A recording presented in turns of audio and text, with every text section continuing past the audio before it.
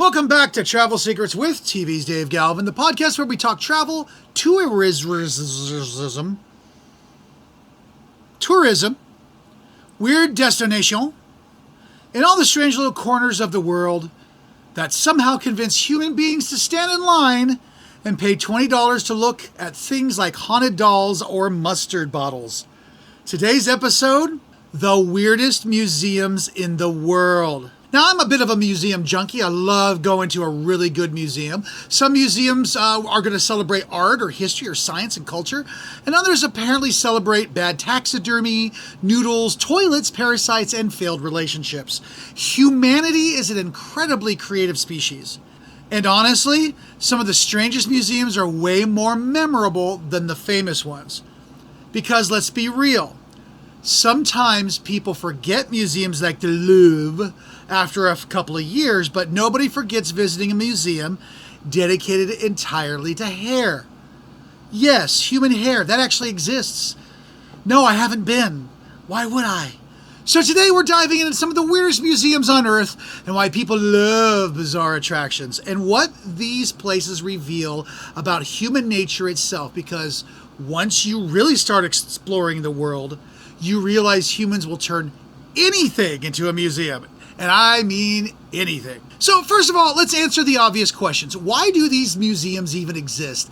And honestly, the answer is actually simple. It's because people are curious. Humans love novelty.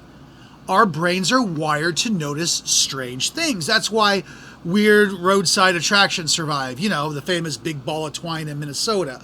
That's why internet videos spread, of the big giant ball of twine in Minnesota. And that's why tourists stop their cars to photograph big giant balls of twine in Minnesota. Weirdness does attract attention. And unusual museums offer something increasingly rare in modern travel: a story people remember. Nobody comes home saying, that museum had some really good informational plaques. No, of course not. People remember the experiences that feel emotionally unusual. The weird museums absolutely deliver that. And one of the strangest and honestly saddest museums in the world is the Museum of Broken Relationships in Zagreb. Yes, and it's exactly what it sounds like. People donate objects from their failed relationships. Ex-boyfriend gifts, wedding items, letters, random personal objects, and so forth. And each item comes with an emotional story behind it, which sounds kind of funny at first, until suddenly you're reading a heartbreaking story attached to a toaster. That's a weird emotional power of museums, because objects become symbols. And honestly, the museums work because heartbreak is universal. Everybody has emotional wreckage somewhere in their past. Some people just turn it into tourism, which honestly might be healthier than texting your ex at 1 a.m. Then there's the International Banana Museum. Seriously, we're going to shift emotional heartbreak to bananas, because there is the International Banana Museum, a museum dedicated almost entirely to banana-related items. Thousands of them: banana mugs, banana toys, banana art, banana costumes. At some point, humanity collectively decided, hey, you know what this fruit needs? It needs some infrastructure. And weirdly, people love places like this because absurdity is entertaining. Travel doesn't always need to be educational. Sometimes it's enough to simply say, I visited the world's largest banana museum. That alone becomes a memory. Now, we have to discuss one of the internet's favorite weird museums, the Icelandic, how do you say this? The Icelandic Phallological Museum. Phallological Museum. And it's in Reykjavik. And yes, it's kind of what you think it is. It's a museum dedicated to specimens from,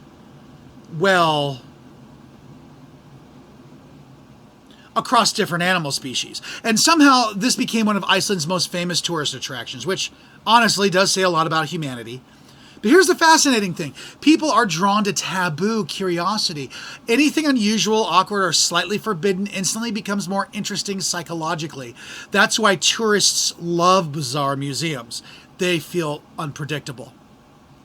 Inside Leeds Castle, there's a museum dedicated entirely to dog collars. Yep, just dog collars. Fancy collars throughout history. And somehow, People visit this, which honestly proves that if you present something with enough confidence, humans will accept almost anything as culture. Imagine explaining this to someone from the year 1400. In the future, people travel internationally to observe decorative dog neck accessories. Human civilization, I don't know how we've lasted this long. Now, psychologically, weird museums succeed because they create surprise and curiosity and uniqueness. And tourists crave uniqueness now more than ever. Social media changed travel completely. People want bizarre photos and unexpected experiences because, a lot of people have already seen the Eiffel Tower and Times Square and the Colosseum. But what about a museum of parasites? Now that gets attention, and honestly, people are exhausted by predictable travel experiences. Weird museums feel personal. Sometimes they even feel more authentic than giant tourist landmarks because they are built around passion. Usually extremely weird passion, but passion nonetheless.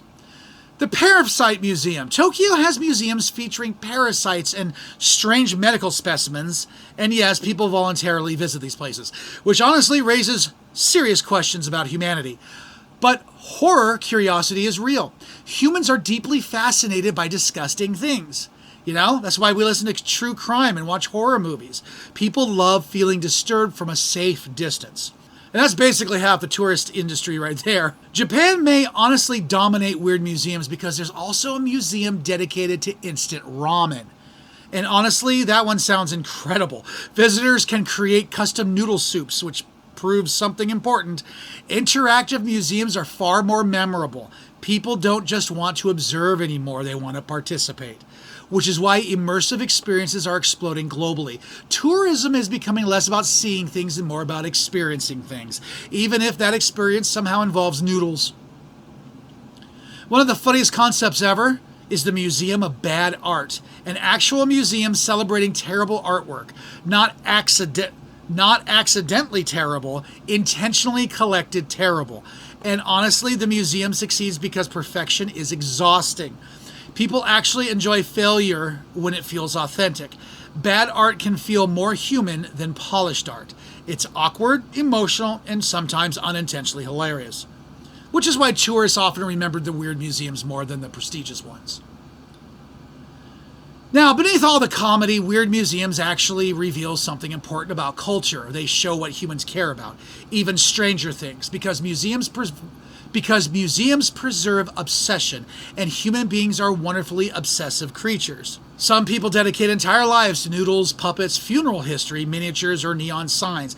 And honestly, that passion is kind of beautiful. Weird museums remind us that the world is still full of eccentric people creating unusual things. So in the end, the weirdest museums in the world aren't really about weird objects, they're about curiosity.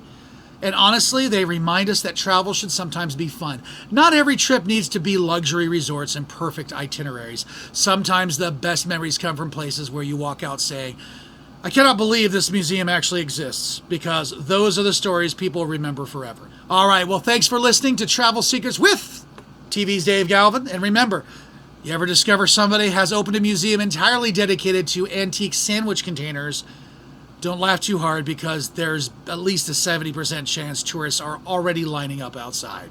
We'll see you next week.